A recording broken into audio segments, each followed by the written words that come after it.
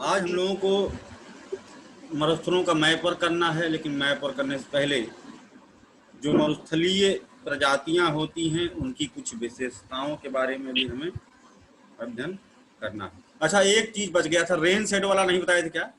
Rain shadow desert, rain shadow mountain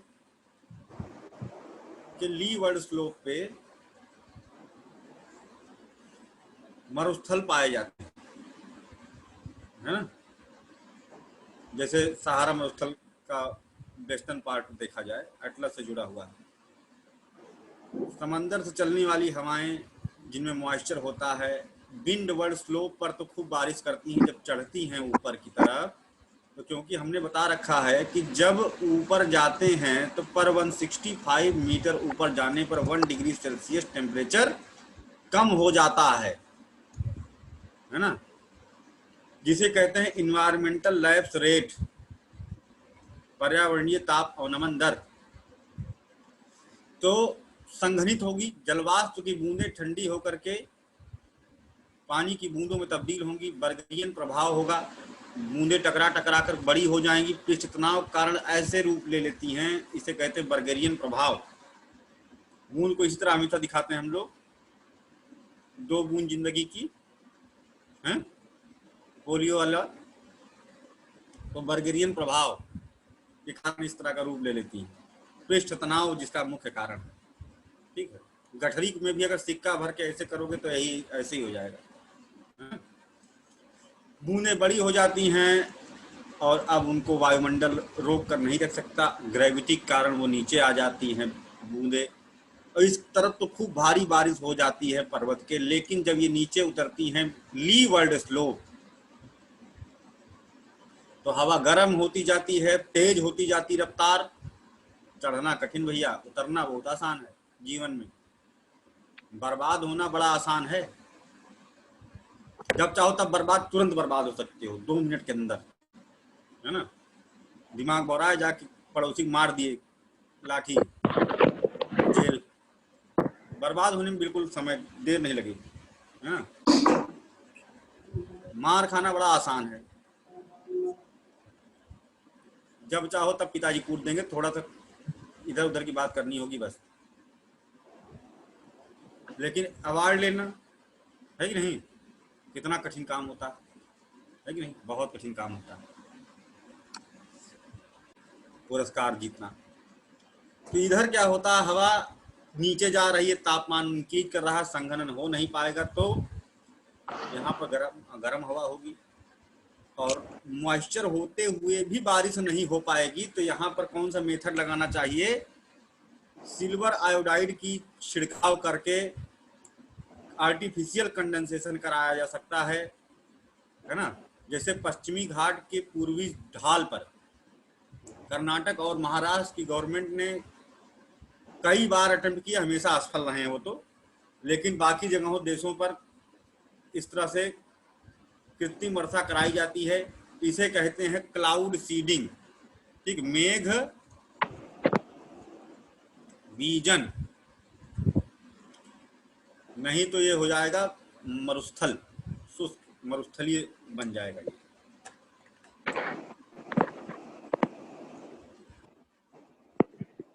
ठीक है, तो बात समझ में आई क्या होता है क्लाउड सीडिंग, और इसमें किसका इस्तेमाल करते हैं अभी बताया, ये पूछा गया है अभी इसी पेपर में 2019 यूपीपीसीएस में। और जिन लोगों ने यूपीपीसीएस फार्म भरा है बता दे रहा हूं, आ गया है उसमें करेक्शन का, क्योंकि कई सारे जगहों पर सेंटर बंद कर दिए गए हैं, नया सेंटर फिर से सब जगहों सबको अलॉट होगा। और उसका आ गया फॉर्म, 7 तारीख लास्ट डेट है, उसके पहले अगर आपने सेंटर नहीं चूज किया तो गए, है ना। इसलिए आप लोग सेंटर वहां पर फिर से भर दीजिए सरकारी रिजल्ट.com पर जा करके, ठीक है, या फिर डायरेक्ट यूपीएससी की वेबसाइट पर भी जा करके उसको भर सकते हैं जो यूपी वाले हैं। इसमें कोई है ही नहीं हमको लगता यूपी का। पारितोष यस सुन सर। रहे हो ना? बिल्कुल। और कौन है यहाँ हाँ यूपी जी वाला? सर, देख लिया था मैंने भी, अपडेट देख लिया था सर उसका। तो लास्ट डेट 7 तारीख है और अगर चाहते हो अपने हाँ। मनमाफिक सेंटर मिले तो आज ही भर दीजिए, नहीं तो बाद में जहाँ चाहोगे वहां मिलेगा नहीं, ठीक है सर। है ना। देर करेंगे तो हमको मनमाफिक सेंटर नहीं मिलेगा, है ना। जिसको जिसको लखनऊ मिले लखनऊ डाल दो, सबको मैं चाय पानी जो है खाना वाना खिलवाऊंगा यहाँ, है ना। हाँ, दूर पड़ेगा लेकिन थोड़ा सा बस यही है ना। तो छोटी पार्टी हो जाएगी है। रितुल जी तो डाल दिए हैं लखनऊ सेंटर, देखो किसको किसको मिलता है किसको नहीं, है ना। लेकिन दूर पड़ता होगा बहुत, जैसे पारितोष के लिए तो बहुत दूर पड़ जाएगा, क्यों भाई। बिल्कुल सर। हमारी चाय बड़ी महंगी पड़ जाएगी है।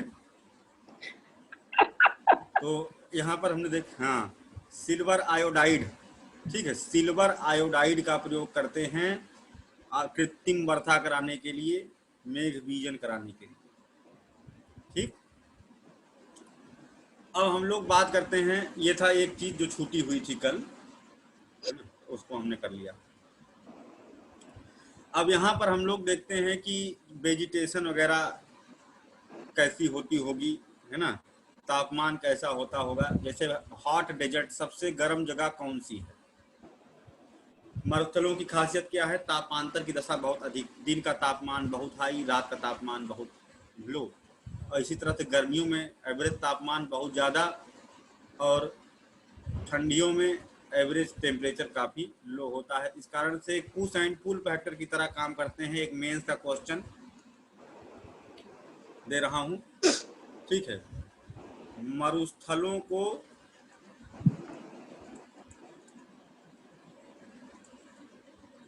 दीपक तले अंधेरा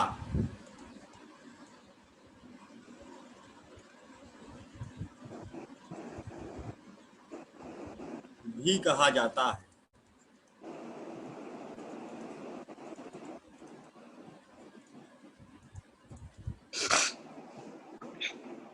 उदाहरण सहित तथ्य की व्याख्या कीजिए।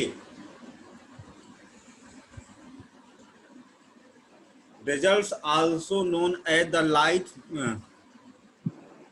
dark below the lamp, dark below the lamp, ठीक है। इसकी एनालिसिस करनी है, तो जरा दीपक ही दीपक के बारे में बताएं तो ज्यादा सही रहेगा। यह प्रश्न समझ में आया, इसको कैसे लिख सकते हैं। क्यों दीपक,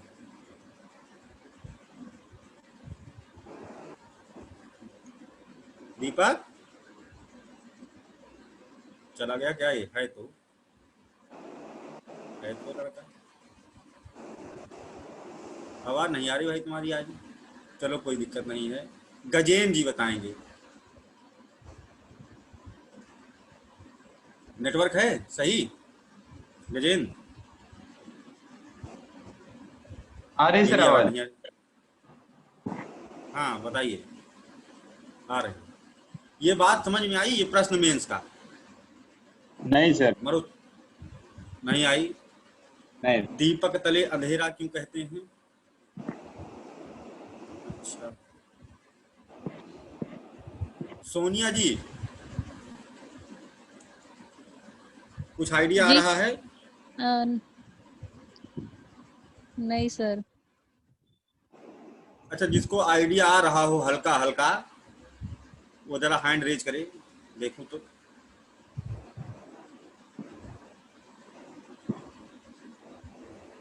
कोई नहीं, नो आइडिया। अरे ऑप्शनल वालों, तुम्हारा दिमाग तो खुला होगा। हाँ श्वेता, वेरी गुड, देखो नाक बचा लिया हमारी। हाँ बताओ।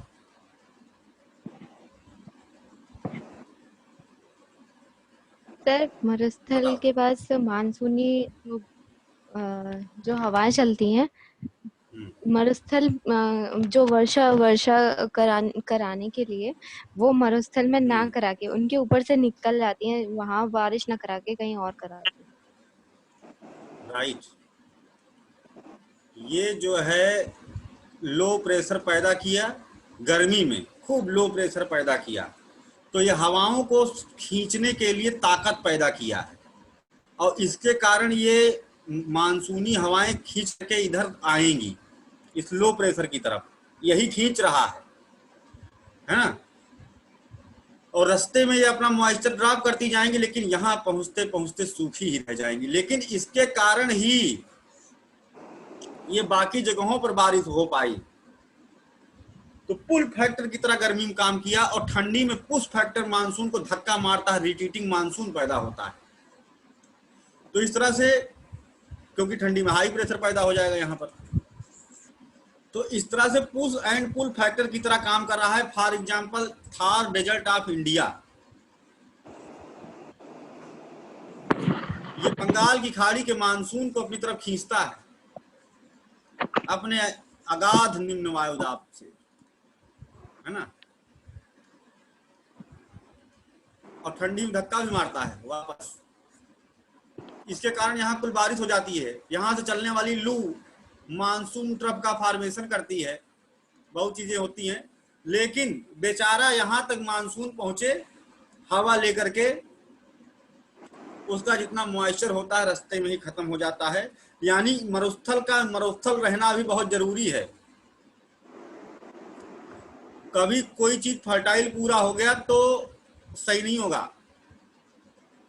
राजस्थान में रिवर लिंकिंग परियोजना को इसीलिए क्रिटिसाइज किया था जियोग्राफर्स ने कि इससे तबाही आ जाएगी पूरे देश में। अगर राजस्थान मरुस्थल नहीं रह गया, है ना, हरा भरा हो गया, तो भारत का मानसून डिले आएगा, वीक आएगा, कुछ जगहों पर और सूखा पड़ेगा। मरुस्थल जितना उधर हरा करोगे उतना आगे बढ़ जाएगा।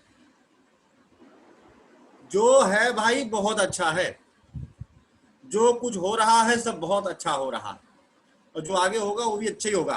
कृष्ण भगवान ने जो कहा बहुत सही है। जो मरुस्थल है बहुत बढ़िया है, जो गरीब है बहुत बढ़िया है, जो मूर्ख है बहुत अच्छा है, उसकी मूर्खता ही बहुत जरूरी थी इस समय। जो बुद्धिमान है उसका बुद्धिमान होना भी उतना ही आवश्यक था। कोई व्यक्ति को कोई चीज नहीं समझ में आती तो बहुत बढ़िया बात है, ये कोई दिक्कत की बात नहीं है। उस समय उसको ये चीज नहीं समझ में आ रही है, सोचो यही प्रकृति के, यही सबके ऊपर एहसान है ना। जो है बेस्ट है, जो होगा बेस्ट होगा। अब मरुस्थल हैं बहुत अच्छे हैं, इनसे बहुत लाभ है। अगर मरुस्थल नहीं रहेंगे तो सब मरुस्थल हो जाएंगे, है ना। तो अच्छा, हाँ, गरीबी अमीरी की हमने बात की। ये जो साम्यवादी विचारधारा है महाफेल फिलॉसफी है, ठीक है ये, लेकिन इस फिलॉसफी की तरफ चलना अच्छी बात है। कार्ल मार्क्स ने कहा था कि एक तबका, इतना बड़ा भी नहीं कहा था उन्होंने, इतना छोटा कहा था, इतना छोटा सा एक तबका है ये, और एक तबका है ये। मिडिल वर्ग नहीं था पहले ना, पूंजीवादी लोग थे और श्रमिक थे। तो वहां पर उन्होंने कहा था कि ये बराबर होना चाहिए।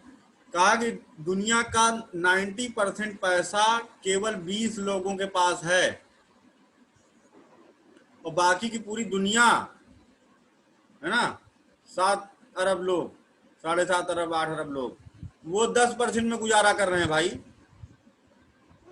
और ये 20 लोग 90% पैसे का उपभोग कर रहे हैं। और कितनी विषमता है ये।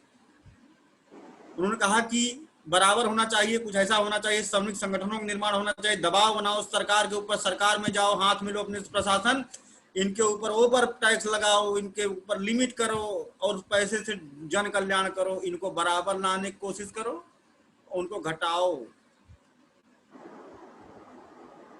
और तब जाकर के ये अगर घटेगा, इधर बढ़ेगा, बराबर हो जाएगा। Equal distribution of resources. लेकिन इस थियरी पर अगर हम चलते रहेंगे, है ना, तो काफी हद तक हम यहां से यहां तक कर ले जाएंगे, नहीं तो कहो तो यहां से यहां तक कर ले जाएंगे। लेकिन अगर ये इक्वल हो गया तब पूरी फिर से सब तबाह हो जाएगा। अगर मान लो जैसे लोग, हालांकि मोदी जी ने कहा नहीं था 15 लाख रुपए, उन्होंने कहा था इतना पैसा स्विस बैंक में है ना, कि अगर उसको भारत वापस लाया जाए तो सबके खाते में 15-15 लाख रुपए आ जाएंगे, ये उन्होंने बताया है ना। जैसे अगर कोई कह दे कि चांद में इतना मटेरियल है कि अगर उसको धरती पर फोड़ करके भरा जाए तो जितने समंदर हैं सब गड्ढा भर जाएगा, यह भी सत्य बात है। अब लेकिन ये सत्य बात हमने कही, लेकिन तुम लोग मेरे पीछे पड़ जाओ, सर लाओ, आपने कहा था ना चंद्रमा लाएंगे फोर गड्ढा बढ़ेंगे, बढ़ियो, है ना। तो ये बात गलत है, उन्होंने ये बताया था। और बता दूं, अगर ये हो जाएगा उसी दिन देश खत्म, 4 दिन में देश खत्म। अगर 15-15 लाख रुपए सबके खाते में मोदी जी ने डाल दिया तो देश का विनाश हो जाएगा, है ना। कैसे होगा विनाश? क्योंकि सामीकरण कर देंगे। वो सामीकरण कैसे कर देंगे? जो मजदूर कल सुबह उठ करके जाके कारखाने में काम करता, जो पंचर बनाने वाला अपना पंचर की दुकान खोलता, जो किसी का घर बनाने के लिए रोटी खा रहा था, जाना है उसको काम करने, है ना, जिसे धान लगाना था, जिसे गेहूं काटना था, थ्रेसर में मड़ाई करने जाना था, मोबाइल खोला अपना, उसमें अचानक आ गया your Jan Dhan account credited with 15 lakh rupees. उसी समय वो मोबाइल भी उठा के फेंक देंगे, अरे हटो आईफोन खरीदेंगे अब तो, छोड़ो यार, है ना। उधर बोला कहा है रे तू, अभी आया नहीं काम पे, कह रहा औकात में बात करो, लखपति हूं समझे, मैं तुमको नौकरी पर रख लूंगा, बात न करना नौकरियों करेगी।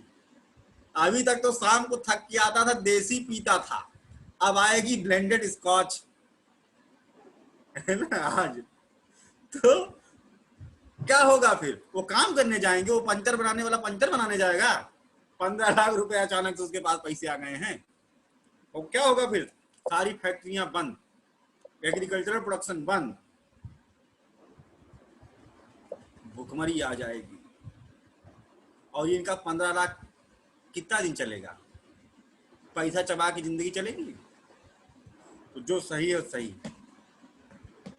ठीक है। ये थोड़ा सोशोलॉजी में भी है, इकोनॉमी में भी, पब्लिक एडमिनिस्ट्रेशन भी। कार्ल मार्क्स का सिद्धांत, इस पर एक लोग चले थे, रॉबिन हुड। रॉबिन हुड क्या करते थे? अमीरों को लूट करके गरीबों को बांटते थे, बाद में फांसी हुई, है ना। तो जो चल रहा है वैसे उसको चलने दो भाई, वही सही है। रिवर लिंकिंग करी जाएगी, गड़बड़ होगा। एक आध नहर बना छोड़ दो, इसीलिए तो राजस्थान में नहरों का संजाल नहीं बिछाया गया।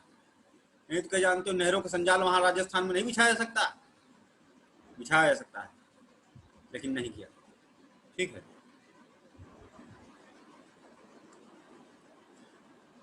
पाकिस्तान ने भी यही किया, बलूचिस्तान में उसने नहरों का संजाल नहीं बिछाया, है ना। खैर, तो ये एक दीपक तले वाले अंधेरे वाली बात। दूसरी चीज, यहाँ पर बड़े पैमाने पर मिनरल रिसोर्सेज होते हैं, नेचुरल रिसोर्सेज। मरुस्थलों को ईश्वर ने अगर ऊपर नहीं दिया है तो नीचे बहुत दिया है, सबको कुछ ना कुछ विशेष दिया गया है। अगर वो अपने अंदर की विशेष बात को ढूंढ ले तो वो कभी बेरोजगार नहीं रह सकता, इतना जान लो। हम अपने आप को ही नहीं जान पाते, है ना, कि हम हैं क्या, हमारे अंदर है क्या। अब मरुस्थल जो है ना, मरुस्थल में हम उसको फर्टाइल बनाने पर खूब पैसा खर्चा करें उस, और कि इसको खेती कर डालें, इसको ये कर दें, वो कर दें, तो वो बहुत ज्यादा खर्चीला होगा और टेम्परेरी होगा, परमानेंट नहीं होगा, क्योंकि नेचर ने उसको दिया ही नहीं है। तो तुम धारा के विपरीत बह के मरुस्थल को उर्वर बनाने की कोशिश में अपना धन हानि और असफलता के अलावा कुछ प्राप्त नहीं कर सकते। तो जो नेचर ने उसको दिया है उस सोर्स को ढूंढो, झांको धरती के अंदर क्या है, तो तुम्हें अगाध पैसा दिखाई देगा, जिससे कि बहुत बड़े पैमाने पर एग्रीकल्चरल गुड्स खरीदे जा सकते हैं, एग्रीकल्चरल प्रोड्यूस खरीदे जा सकते हैं। फॉर एग्जाम्पल अरब,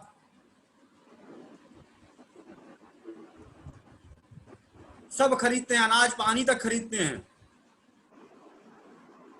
कुवैत में कितना पानी, 3% पानी है ना? पानी खरीदना पड़ता है इनको तेल बेच बेच करके, लेकिन तेल तो महंगा बिकता है भाई। तेल कितना ज्यादा अकूत भरा पड़ा है, 90% इकोनॉमी उनकी तेल पर बेस्ड है, मोर देन 90% इकोनॉमी तेल पर बेस्ड। वेनेजुएला हो गया, कोलंबिया हो गया, ठीक है, सीरिया हो गया, कह रहा हूं सीरिया, इजराइल, ईरान, इराक, सहारा के मरुस्थलों में भी है, ऐसे अफ्रीका में। और इनके अतिरिक्त तेल के अलावा भी खनिज संसाधन बड़े पैमाने पर यहाँ होते हैं और जिन्हें आसानी से निकाला जा सकता है। हाँ सही बात है सोनिया जी, है ना? तो यहाँ पर क्या देखा गया कि जो मिनरल्स हैं, क्योंकि यहाँ पर पॉपुलेशन डेंसिटी बहुत कम है, जनसंख्या घनत्व तो बहुत कम है, लोग ज्यादा नहीं है, वनस्पति नहीं है, खेती नहीं है, तो जो जमीन में जो है खनिज संसाधन भरा पड़ा है उसे पट्टा देने, वहां पर खुदाई करने में कोई व्यवधान नहीं है, कोई दिक्कत नहीं है, आसानी से खुदाई करो और कोई संसाधन नहीं तो मिनरल ही निकालो बेचो भाई, तो ये आसान हो जाता है ना? जबकि अगर जहां पर एग्रीकल्चरल बेल्ट है ना, खेती जहां होती है वहां पर नीचे मिनरल हैं भी, तब भी यहाँ पर पॉपुलेशन डेंसिटी बहुत ज्यादा है, इतने लोगों को निर्वसित करना राजनीतिक दबाव का कारण बनेगा, सरकार गिर सकती है, नक्सलवाद पैदा हो सकता है। इस कारण से मिनरल रिसोर्सेज होते हुए भी लैंड एक्विजिशन में बड़ी समस्या आती है फर्टाइल एरिया में। ऐसा कुछ नहीं, कुछ लोग मन में सोचते होंगे कि ये अच्छा बताइए सर जी, क्या जहां पर मरुस्थल है वहां देख करके मिनरल भरे गए कि तुमको एग्रीकल्चर नहीं दे रहा हूं तो मिनरल दे रहा हूं? मिनरल हर जगह हैं, लेकिन दम हो किसी की तो आके यूपी माइनिंग करके दिखाए, यूपी जनता मार के भगा देगी चाहे जो हो। आ करके अभी पता चल जाए भैया कि लखनऊ में तो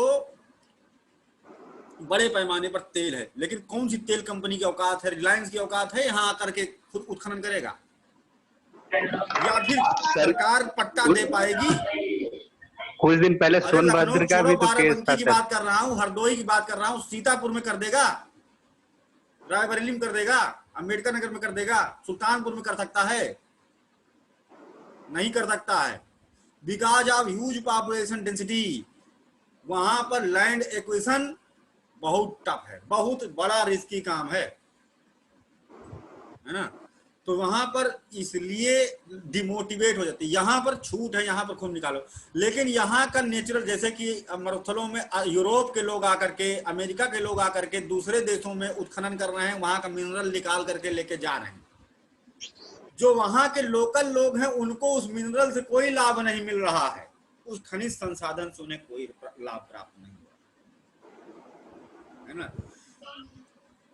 तो यहाँ पर ये भी देखा गया कि वो खनिज संसाधन उनके यूज में नहीं आ रहा, उसको दूसरे लोग ले जा रहे हैं, ये भी उसका शोषण है, ये भी दीपक तले अंधेरा वाली बात है। यहाँ पर जो औषधियां पाई जाती हैं बड़े पैमाने पर, है ना, वो बड़े पैमाने पर ट्रॉपिकल रीजन की बीमारियों को सॉल्व करने का काम करती हैं एंड टेम्परेट रीजन की बीमारियों को भी सॉल्व करने का काम करती हैं। ठंडे क्षेत्रों में होने वाली बहुत सारी बीमारियों को सॉल्व करती हैं, है ना?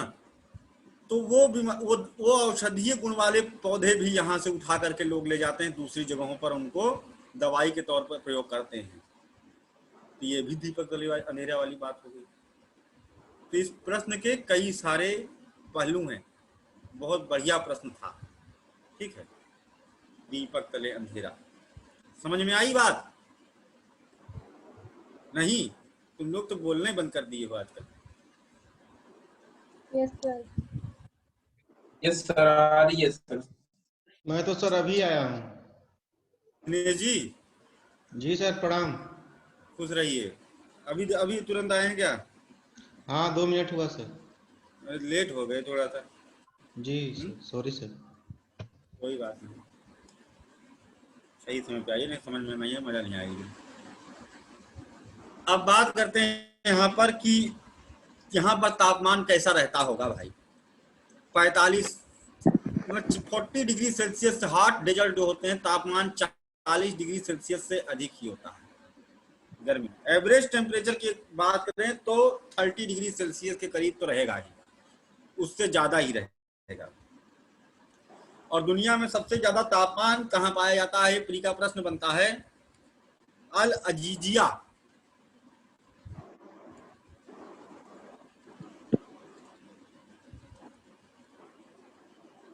अल अजीजिया, लीबिया, लगभग 58 डिग्री सेल्सियस। बहुत ज्यादा तापमान है भाई, है ना। ये कहाँ है? सहारा का मरुस्थल में पाया जाता है। हाँ, कैस्पियन सागर में भी तेल के खूब भंडार हैं। तापी पाइपलाइन वहां से बिछाई गई है, और कारा सागर में भी है।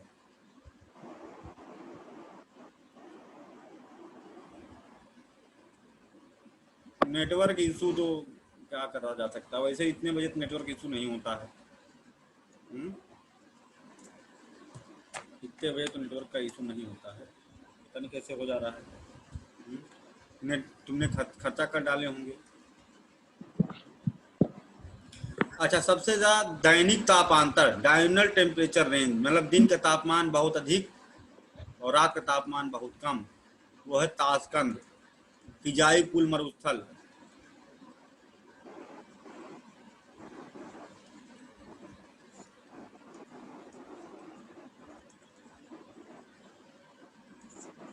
उज्बेकिस्तान।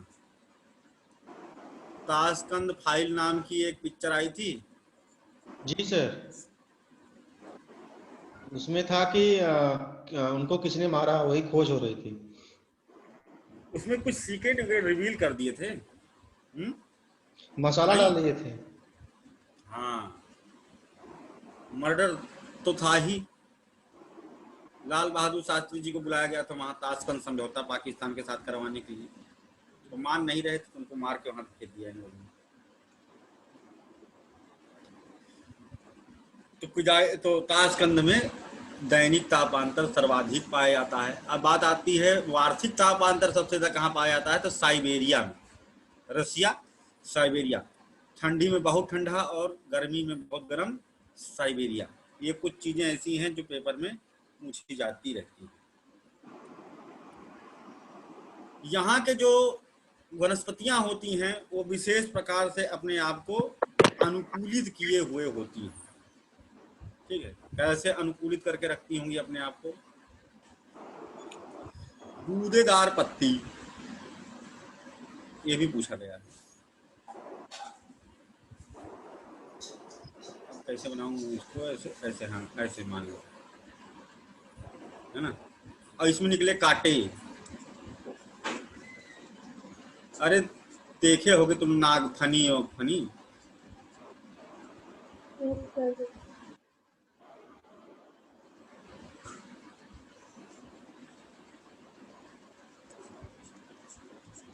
बदसूरत सा लगता है ना ये।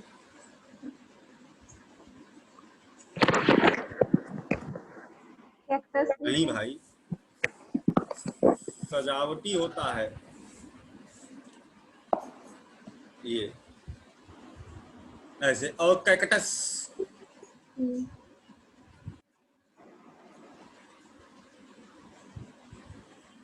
ऐसे होते कैक्टस। इसमें पत्ती होती नहीं है, तना ही पत्ती का काम करने लगता है। क्लोरोफिल इसी में होता है।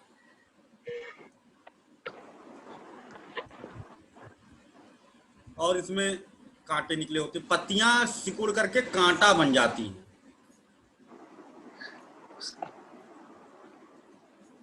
तो इससे फायदा क्या होता है? बूंदेदार, और जड़ें इनकी बहुत गहरी होती हैं ताकि गहराई से पानी को खींच के निकाल लें। ठीक है, गहराई से पानी को खींच करके निकाल लें। इनकी जड़ें बहुत गहरी होती हैं और पानी खींच करके पत्तियों में भर लिया जाता है, जो कैम फोटोसिंथेसिस में काम आएगा। ठीक है, रात में पानी तो खींच नहीं पाएगा। और ये लोग रात में, ये बहुत इंपॉर्टेंट, ये भी पूछा गया था, एक ही जगह से क्वेश्चन हर साल पूछे जाते खूब। जितना मैं लाइन बोलूंगा हर एक लाइन पेपर में पूछी गई होगी। ठीक है, पत्ती सिकुड़ के कांटा बनने का फायदा। अच्छा, पत्ती का जड़ का गहरा होने का कारण पत्तियों का गायब होकर सिकुड़ के कांटा बन जाना, तने का पत्ती के रूप में काम करना क्लोरोफिल लेकर के, ये सब एडाप्टेशन है। और पत्तियां जो कांटे के रूप में आ गई हैं, ये एक्सट्रीम एवापोट्रांसपिरेशन, हाँ, वाष्पोत्सर्जन से जो जल क्षति होती है उसको रोकने के लिए होता है कांटा। इससे क्या होता है, वाष्पोत्सर्जन, वाष्पोत्सर्जी संवहन जो होता है, loss of water due to evapotranspiration, loss of water due to evapotranspiration, उसको क्या कर देता है, कम कर देता है। ठीक है, और अगला अभी हमने एक नाम लिया जो बहुत इंपॉर्टेंट है, CAM photosynthesis. C4 type of photosynthesis pathway होता है। कैम यानी मरुस्थलीय पौधों में विशेष प्रकार का प्रकाश संश्लेषण देखा जाता है। ठीक है, जिसे कहते हैं कैम प्रकाश संश्लेषण। मतलब क्रैसुलेशियन एसिड मेटाबॉलिज्म, क्रैसुलेशियन एसिड मेटाबॉलिज्म। इसमें होता क्या है कि अगर ये दिन में खाना बनाएंगे तो बहुत ज्यादा पानी खर्चा होगा, लेकिन रात में तो सूर्य की रोशनी मिलेगी नहीं, तो रात में खाना कैसे बनाएंगे। तो कभी कभी आप लोग कुछ करते होंगे, जैसे मान लीजिए कहीं रात में यात्रा करना है या फिर कुछ ऐसा टाइप का करते होंगे कभी कभी आप लोग कि सब्जी उब्जी आटा वाटा गूंथ करके फ्रिज में डाल दिया, सब्जी उब्जी काट कूट करके रख लिया, है ना, और रात में यह है कि हाँ रात में क्लास जल्दी होती है तो खाना जल्दी बना लें, और फिर क्या कर लिया उसको, फिर रात में बस केवल काटना कूटना नहीं था, कुछ सब तड़का वड़का सब पहले से सिस्टम रखा था, गैस चढ़ाई बना लिया। ऐसा करते हैं कभी कि नहीं करते हैं? जी सर, करते हैं सर। तुम करते हो? तुम हाँ सर, करते हो ऐसा? कौन? हाँ सर, करते चंदन? हैं। चंदन, हाँ सर।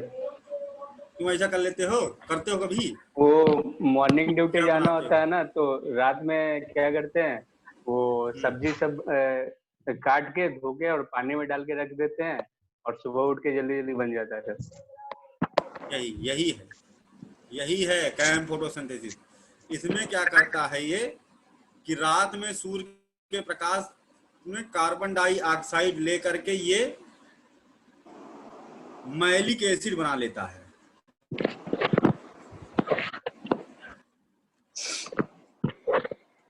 ठीक है, और दिन में सूर्य के प्रकाश की उपस्थिति में, लेकिन अभी पानी नहीं खींचा है, पानी खर्चा नहीं किया है।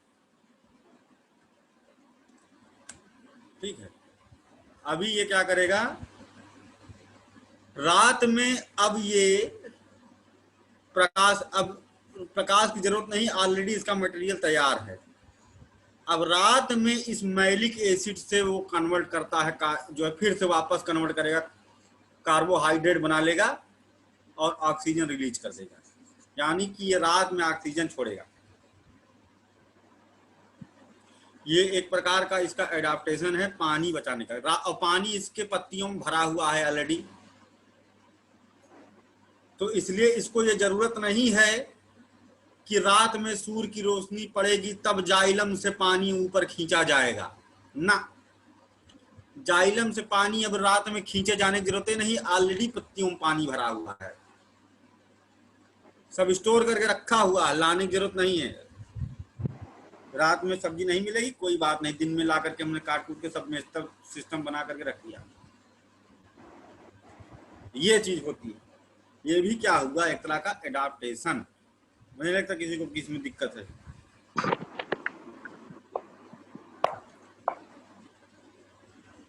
किसी को दिक्कत बताया देना भाई। जीरोफाइटिक यानी ये सूखा रोधी और हीट टॉलरेंट होते हैं पौधे यहाँ पर पाए जाते हैं।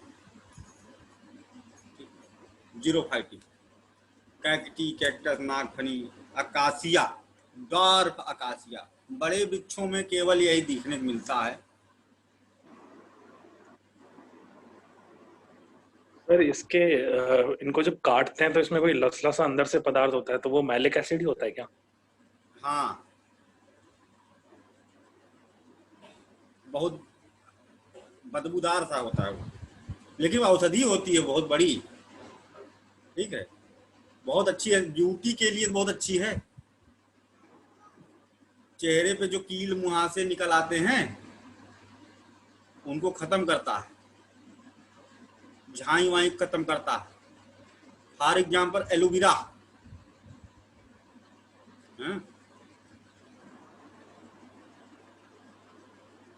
बड़े पौधों में कहीं कहीं पर जहां पर थोड़ा वाटर लेवल हल्का सा ऊपर है, अकासिया पाया जाता है। मरुस्थलम देखोगे एक पौधा, उसके नीचे सब ढेर सारे झुंड देखने को मिलते हैं।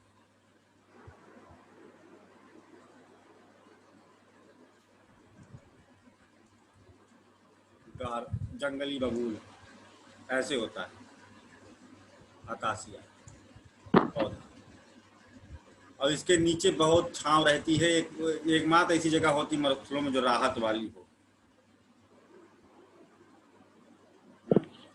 सर अकासिया एक मरुस्थली वृक्ष या पौधा है? हाँ,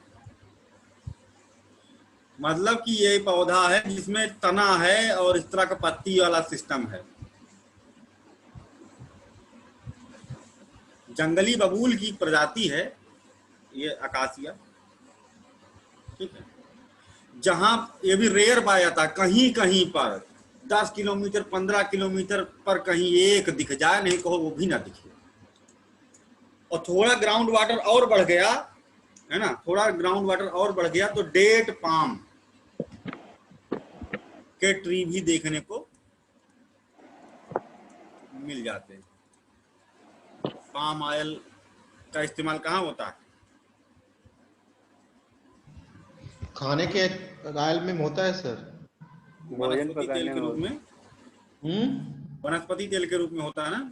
जी सर, खासकर ऑलिव ऑयल में ज्यादा इसका प्रयोग करते हैं आजकल जो मार्केट में है। ऑलिव, हाँ ठीक, सही है। तो यहाँ ये प्रोड्यूसर भी हैं, मेजर प्रोड्यूसर भी हैं ये सब मरुस्थलीय रीजन पाम ऑयल के, है ना। क्लियर हो गई बात यहाँ पर कि कहीं कहीं इस तरह के पेड़ भी दिखाई देते हैं, लेकिन इनके जो डंडियां होती बहुत कमजोर होती हैं और इनमें निकलता रहता है एक तरह का बुलबुला, क्या कहते हैं उसे, गध क्या कहते हैं, वार्ट निकला हुआ रहता है ना। तुम लोग खाए होगे बबूल में कि नहीं खाए हो तुम? गजेंद्र तो खाया है ना? नहीं खाया? वो निकलता है जो गध, चींटियां गोंद के जैसा होता है सर वो। मैं खाया हूं, लेकिन दांत में फंसने के बाद जल्दी निकलता नहीं हो। हाँ, हम भी खाते थे वैसे, और बहुत अच्छी दवाई होती है। देखे ही नहीं सर आज तक बबूल का पेड़। कौन नहीं देखा है? कौन नहीं देखा? अरे बाप सर, हम नहीं देखे सर।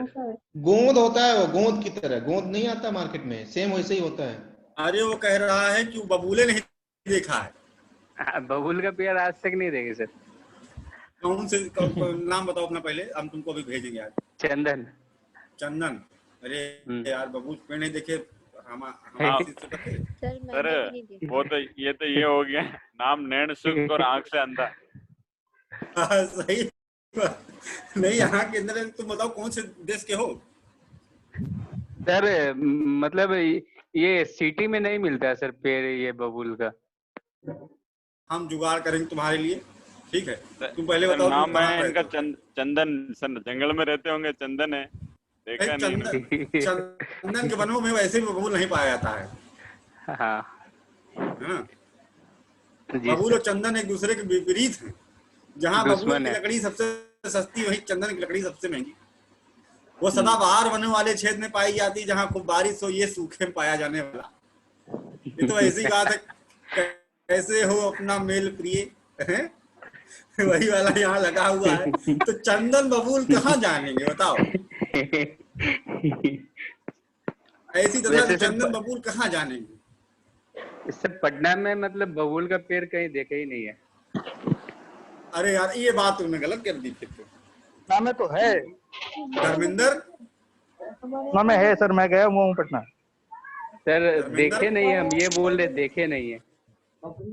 है कि नहीं भाई? सर देखा होगा, क्या पता इनको ना पता हो ये बबूल का पेड़ है। ये भी हो सकता है। मैं अभी क्लास खत्म होने के बाद पहला काम यही करूंगा कि तुम्हें बबूल की पेड़ की फोटो भेजूंगा, ठीक है सर। है ना। हाँ या तो गूगल पे सर्च करना, खून दिखाई देगा, हाँ सर सर्च कर लेंगे। है ना। और इसमें उस वार्ड को खाने के लिए चींटियां, लाल चींटियां पूरा इस पर कब्जा किए रहती पेड़ को। इस तरह से पेड़ की सुरक्षा होती है और चींटियों को खाने को मिल जाता है। जो माटा कहते हैं ना, माटा बहुत तेज काटते हैं ये माटा, और नीचे भी पूरा फैले रहते, कोई आ नहीं सकता इधर तोड़ने के लिए। डंडी लकड़ी पूरा चींटियां फैली रहती, ऊपर से नीचे गिरती रहती, चढ़ती रहती है। किसी की औकात क्या कि इस पर चिड़िया तक को तो बैठने नहीं देता है। तो दोनों दोस्त एक साथ मिलकर अपना काम कर रहे हैं। कैमरा हटाई देता हूँ, बहुत दिक्कत है।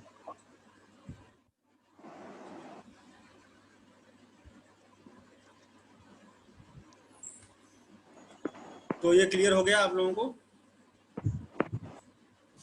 ये बातें जितनी बताई गई, खासियतें।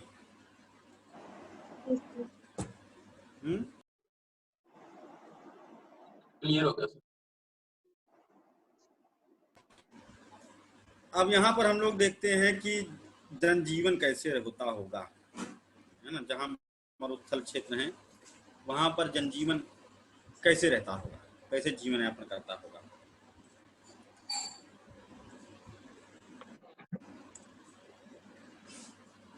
एक मिनट, एक फोन आ रहा है।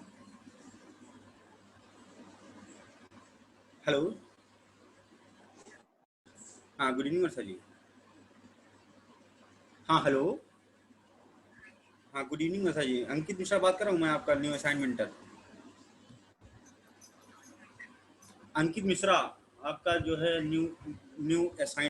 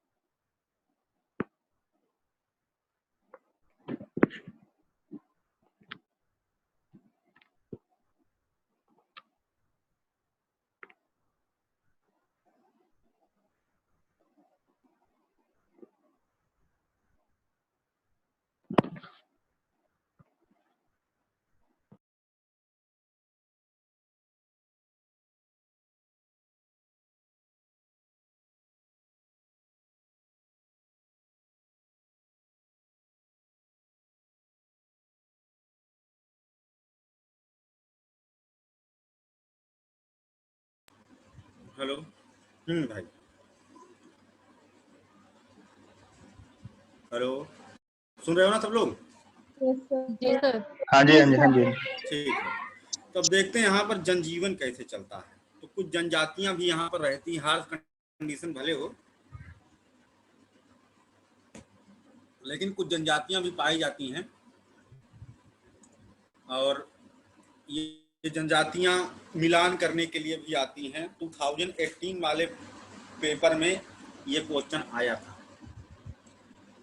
कौन से मरुस्थल से कौन जनजाति मिलान करना था, तो वही पूरा हमने उठा लिया है ना। जैसे सबसे पहले तो इम्पोर्टेंट है ये बुशमैन जनजाति। ये पाए जाते हैं कालाहारी मरुस्थल में। ये शिकारी प्रजाति के होते हैं, सांप वाप पकड़ करके बोरे में भर ले जाते हैं, जहर निकाल करके बेचते हैं। गिरगिट वगैरह भी ऐसे ही। और उनका क्या कहते हैं, जो वो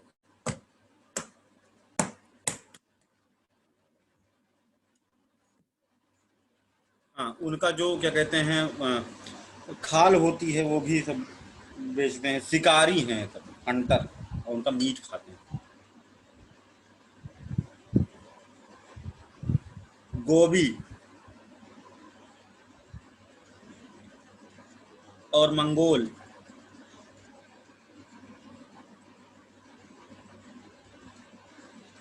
गोबी और मंगोल ये घुमक्कड़ बंजारे, ठीक है, नोमैडिक हर्ड्समैन होते हैं।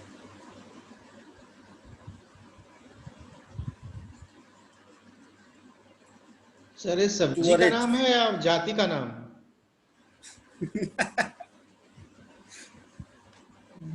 गोभी नहीं है, ये गोबी है, गोबी। ये मंगोलिया के गोबी, हाँ गोबी मरुस्थल अभी है, बड़ा सा मरुस्थल है मंगोलिया में। वहां पर ये मंगोल आक्रमण करते रहते थे, मिडुअल में पढ़ेंगे हम लोग। ये नोमैडिक हर्ड्समैन होते हैं, घुमक्कड़ बंजारे। अगला है तुअरेग्स।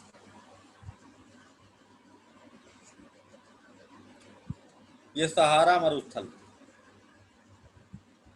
ये भी घुमक्कड़ बंजारे। बिंदिबू,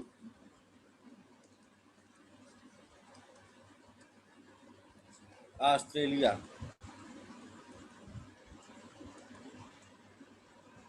बिंदिबू ऑस्ट्रेलिया। बेदुइन,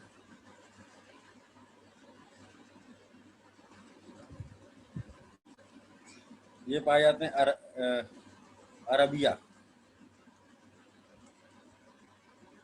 ठीक है, तो ये सब नोमैडिक हर्ड्समैन भी हैं मरुस्थलों में पाए जाने वाले। यहाँ से क्वेश्चन बनते हैं। जहां पर ऊजेज होते हैं, जहां पर नदी उपलब्ध है, जैसे इंडस रिवर, बलोचिस्तान, वहां पर भी लोग रहते हैं, है ना। जहां पर ऊजेज, पाताल तोड़ कुएं हैं, जमीन से पानी निकलता है नीचे से, मरुस्थल होने के बावजूद भी वहां पर जीवन पाया जाता है। जैसे मार ओएसिस,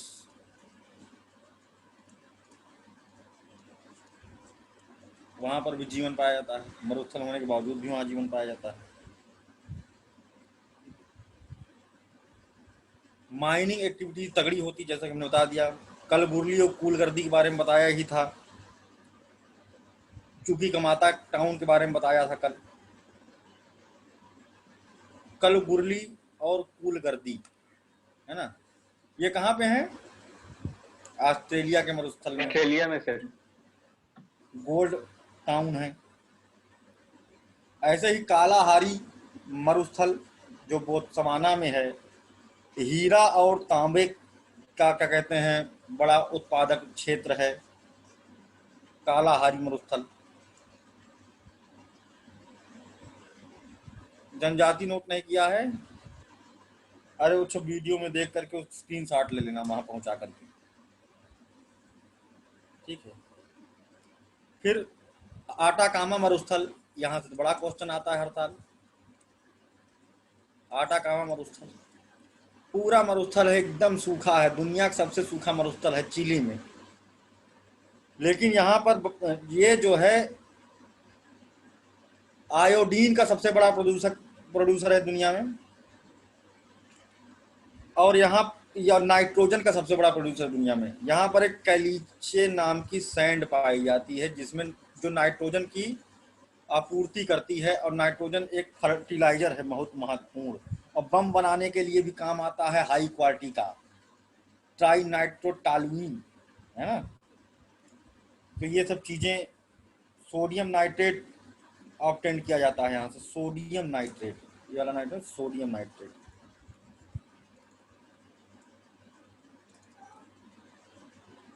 फर्टिलाइजर भी है, पूरी दुनिया में सप्लाई होती है यहाँ से। ग्वानो नाम का बायो फर्टिलाइजर, सागरी पक्षी ग्वानो होते, उनका बीट कोस्टल रीजन में पड़ा रहता है मरुस्थल के किनारे, उसका भी बहुत बड़ा प्रोड्यूसर है ये। कापर का, यहाँ पर सबसे बड़ा कापर नगर है, चूंकि अभी हाल ही में क्वेश्चन आया था ये, चूंकि कमाता, ठीक है। ये 2017 में पीसीएस ने पूछा था, ये जो है 2019 में पूछा, और आयोडीन वाला 2018 में पूछा, और ग्वानो वाला 2020 में पूछ लेगा। या तो डाइट डेजर्ट वाला पूछ ले, कुछ भी, है ना। सर ये चूकी ऐसे कमाता एक के बारे में एक बार बता दीजिए। चूंकि कमाता दुनिया का सबसे बड़ा कापर टाउन है, कापर टाउन, तांबा नगर, आटाकामा मरुस्थल में है। यहाँ पर तांबा खुदाई होती है। ऐसे ही चिहुआ हुआ मरुस्थल है मैक्सिको का,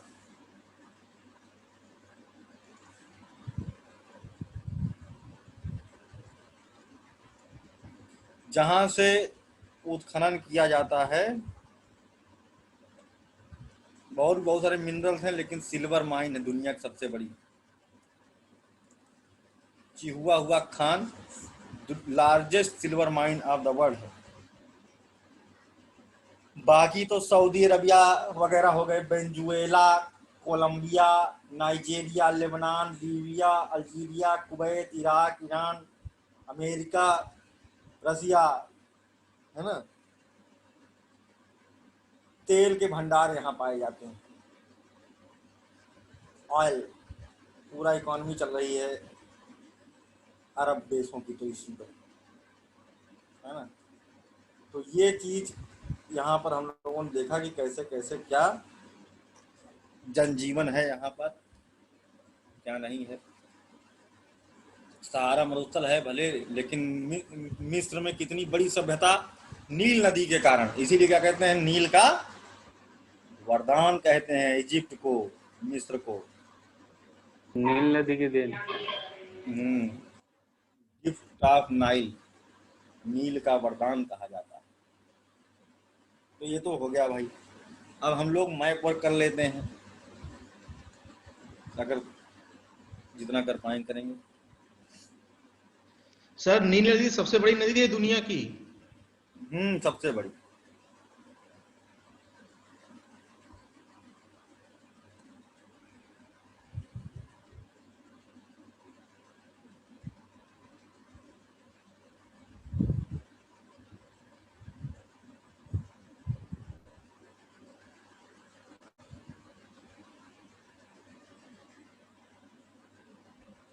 अब मैप वर्क कर लिया जाए, पढ़ तो लिया इन लोगों के बारे में, किसकी लोकेशन क्या है। और एक को मैप तुम लोग भेज नहीं रहे, क्यों गौरव भेजता है।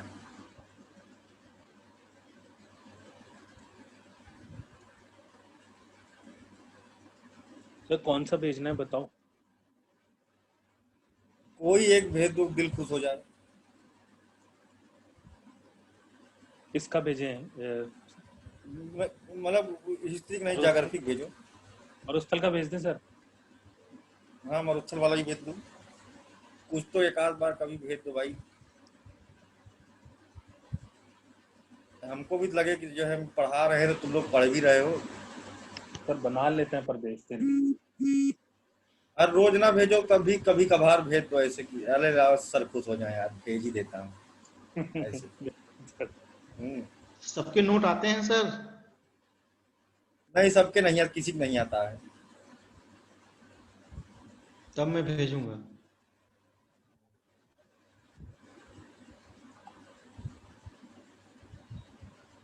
इकट्ठे सब भेज देते तो मैं किसी को भी नहीं चेक करता हूँ।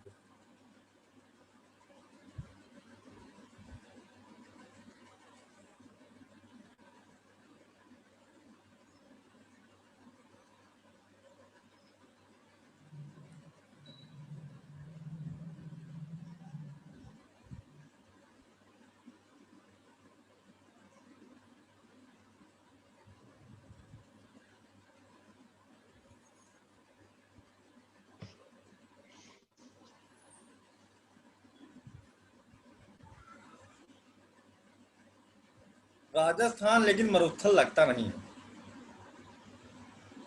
वहाँ का सर अब जलवायु परिवर्तन हो रहा है वहाँ पे, ना? नहीं सर, वहाँ तो पे नहर तहर बना करके कर रहे हैं ना, गड़बड़ कर रहे हैं उसको। इसे ये अरावली पर्वत की वजह से हो रहा है। अरावली पर्वत पे बहुत ज्यादा ये लोग खनन कर रहे हैं। वो बैन हो चुका है, खनन कहाँ कर रहे हैं। सर मरुस्थल फैल रहा है उल्टा। सर रात दिन खनन हो रहा है, बैन नहीं है। जयपुर वाले रीजन माउंट आबू की तरफ बैन नहीं है सर, इसका जहाँ है। सर बैन है, सभी जगह बैन है, लेकिन वो ही है, वो चोरी हो रहा है सर, हो रहा है। नहीं नहीं, ओपनली वहाँ पे लगी हुई है सर, लगी हुई है, लगी हुई है जी, ओपनली कर रहे हैं सब। नहीं सर ओपनली हो मतलब रहा है, पैसे देके ओपनली कुंडियां लगी हुई लाइसेंस तो नहीं मिलते सर, अब लाइसेंस तो बंद कर गए। वही तो बैन है, तो वही तो मैं सोच रहा हूँ कैसे वहाँ पर माइनिंग चल रही है। लाइसेंस बैन कर रखे हैं, लेकिन सर ये जो नागौर वाला होगा, हेलो, अगर सर वहां से खनन नहीं होगा तो फिर एनसीआर में काम कैसे चलेगा? कुछ भी नहीं होगा, हो पाएगा फिर। हाँ, ये भी सही कह रहे हो। पश्चिमी राजस्थान वाला बेल्ट है ना सर, यहाँ पर सर जमीन में वो डोलामाइट और वो निकलते हैं, लाइम। हमारे बहुत हुआ, जिंक है, सीसा है, डोलोमाइट है। डोलामाइट और लाइम की वो उसकी परमिशन दे रखी है, उसकी परमिशन मिल जाती है। वो तो नदी किनारे है ना, दरअसल पहाड़ के अंदर थोड़ी ना है, पहाड़ पे नहीं है। सर पहाड़ के अंदर नहीं है, वो पहाड़ के किनारे है।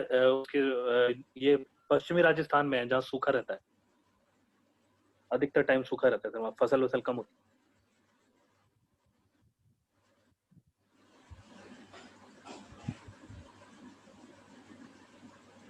पश्चिमी राजस्थान में ये सर आधा मरुस्थल जो है पूरा इधर पहाड़ी के इस तरफ। हमारे पास राजस्थानी बच्चे बहुत हैं, कुल होंगे लगभग 8। कितने हैं सर? 8 बच्चे हैं राजस्थान के केवल, जो मुझे याद हैं।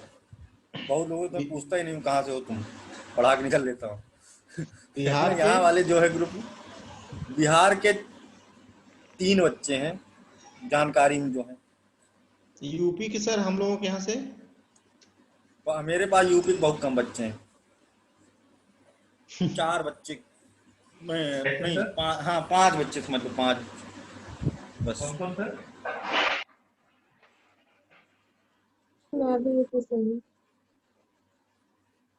3 बच्चे उधर के हैं, नॉर्थ ईस्टर्न के, बाकी 2-3 तमिलनाडु के हैं, महाराष्ट्र के 3 बच्चे हैं, 5 बच्चे एमपी के हैं। और पूरा ग्लोबलाइज पूरा भारत है हमारे पास।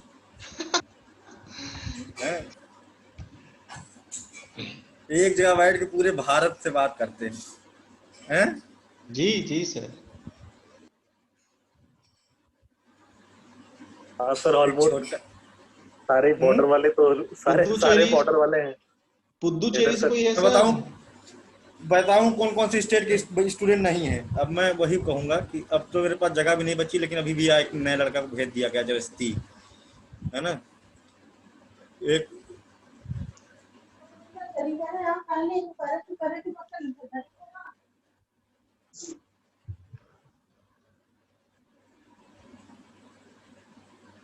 ये क्या है, ये क्या है?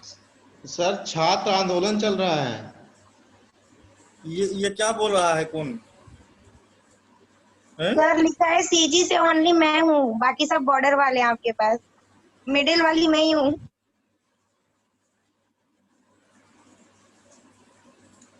हाँ नहीं नहीं, हम ये कह रहे हैं कि अभी तेलंगाना के नहीं है, है ना, तेलंगाना का नहीं है कोई, झारखंड का भी है, आशीष है ना, और एक आध दो लोग हैं, एक लोग हैं, नॉर्थ ईस्टर्न के भी हैं, अरुणाचल प्रदेश का कोई नहीं है अभी। त्रिपुरा में मेरा एक लड़का चला ही गया, तो वो भी हो गया, समझ लो त्रिपुरा चला गया अशोक सेलेक्ट होकर के, है ना। कश्मीर का भी ठीक है, पंजाब का भी, बाकी तो है, बाकी तो है, केवल जो है अभी अरुणाचल प्रदेश, असम, असम का भी नहीं कोई।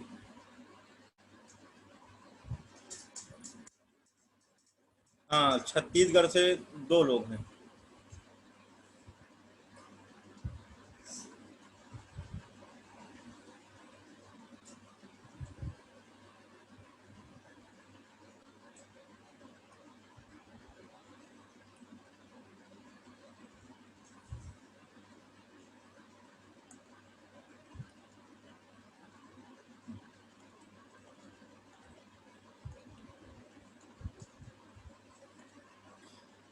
चलो भाई, जहां तक मरुस्थल भर पाते हैं भर लेते हैं।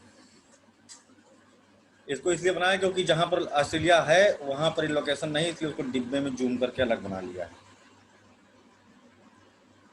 अब यहाँ पर हम लोग सबसे पहले देखते हैं ग्रेट बेसिन पठारी मरुस्थल, सेमी एरिड लैंड है, घास पाई जाती है, पूरी तरह से मरुस्थल नहीं है, है ना, घास पाई जाती है।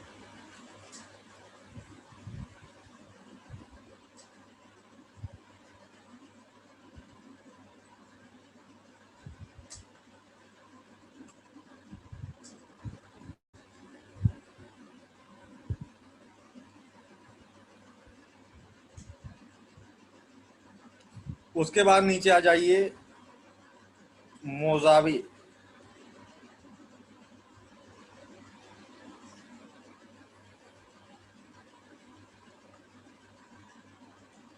ये किस तरह का मरुस्थल है मोजावे? कोलोरेडो बेसिन से जुड़ा हुआ है, कैलिफोर्निया में, अमेरिका में भी है। यहाँ पर तो घास पाई जाती है, प्रेरी वाली छोटी होती, लेकिन घास है इधर इस साइड।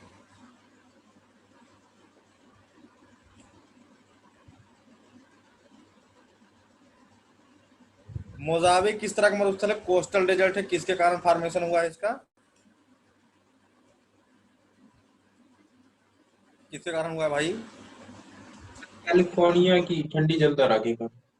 हाँ बहुत बढ़िया, कैलिफोर्निया की ठंडी धारा के कारण। ग्रेट साल्ट लेक भी यहाँ पर है, और ये वाला क्यों बना है? रेन शैडो होने के कारण, अलास्का रॉकी का। अरे अलास्का मरुस्थल नहीं, वहां पर पाए जाते हैं शंकुधारी वन। नहीं, अलास्का तो कारण हो गया इसका। अलास्का कारण नहीं हुआ, कारण हुआ रॉकी का पर्वतीय अवरोध, रॉकी का, है ना। अब मोजावे के लिए, उसके लिए रॉकी हो गया, इसके लिए हो गई ठंडी जलधारा, कैलिफोर्निया करंट। यहाँ पर आर्टेशियन के कुएं, मतलब पाताल तोड़ कुएं पाए जाते हैं, और जमीन से फाड़ करके निकलता है, और इस कारण से यहाँ जनजीवन संभव है। ठीक है, जनजीवन इसके कारण यहाँ पर संभव है। फिर अगला आ जाते हैं सोनोरन का मरुस्थल। ये भी अमेरिका में है, साउथ सेंट्रल अमेरिका। इसे कहते हैं हाउस ऑफ सुगारू। दुनिया में सबसे बड़ी प्रजाति है कैक्टस की। अपलेशियन माउंटेन के पश्चिम में है। न्यू मैक्सिको, उताह रीजन, ये सब सोनोरन मरुस्थल। हाउस ऑफ सुगारू दुनिया में कैक्टस की सबसे बड़ी प्रजाति है। गिफ्ट ऑफ सोनोरन कहा जाता है क्योंकि सोनोरन मरुस्थल जब कोई यात्रा करता है तो पानी की आपूर्ति करता है। इसमें बहुत बड़ा सा होता है, इसको फाड़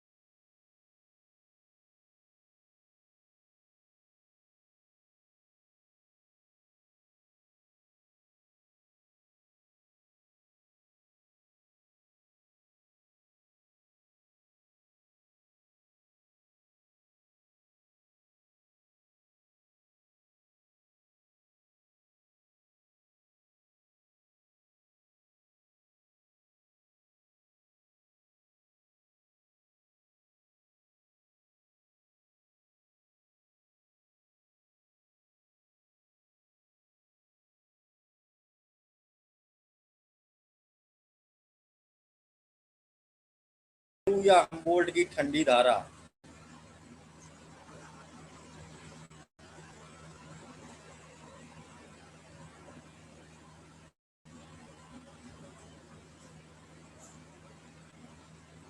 पेरू या हम्बोल्ट की ठंडी धारा। उसके बाद इधर आते हैं नामी मरुस्थल। ये भी कोस्टल मरुस्थल है। इसका भी फॉर्मेशन कारण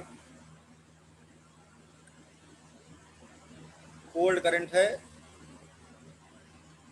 वेंजुएला की ठंडी धारा। यहीं बगल में कालाहारी मरुस्थल। इधर यहाँ पर है ड्रैकेंसबर्ग माउंटेन, रोक लेता है हवाओं। और distance from the coast line, subtropical high pressure belt पर होना, ये सभी कारण है इस मरुस्थल के बनने के। इसका जो सदर्न पार्ट है घास भूमि से जुड़ा हुआ है। घास भूमि पाई जाती है बुश वेल्ड्स ग्रासेस, और यहीं पर पाए जाते हैं बुशमैन, शिकारी लोग। ठीक है, यह है कालाहारी, बोत्सवाना। सहारा,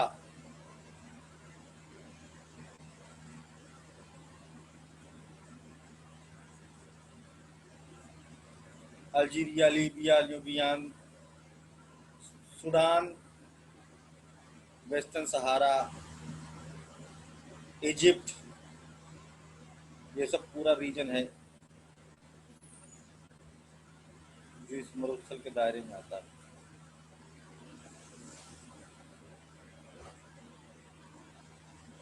आहगार के पठार से जुड़ा हुआ है ये एटलस है।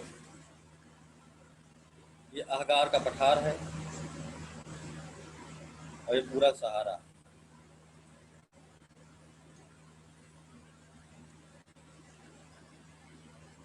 सबसे बड़ा 3.3 मिलियन स्क्वायर किलोमीटर के साथ सबसे बड़ा मरुस्थल है। ठीक है, बाकी कल मैप और करेंगे सही से, इसको टाइम निकाल करके, है ना। अभी जो दूसरी क्लास का समय हो गया है तो जल्दी से सही से बता नहीं पाएंगे, थोड़ा डिटेल में बताएंगे कल। ठीक है, okay sir, thank you sir. ठीक है सर, थैंक यू।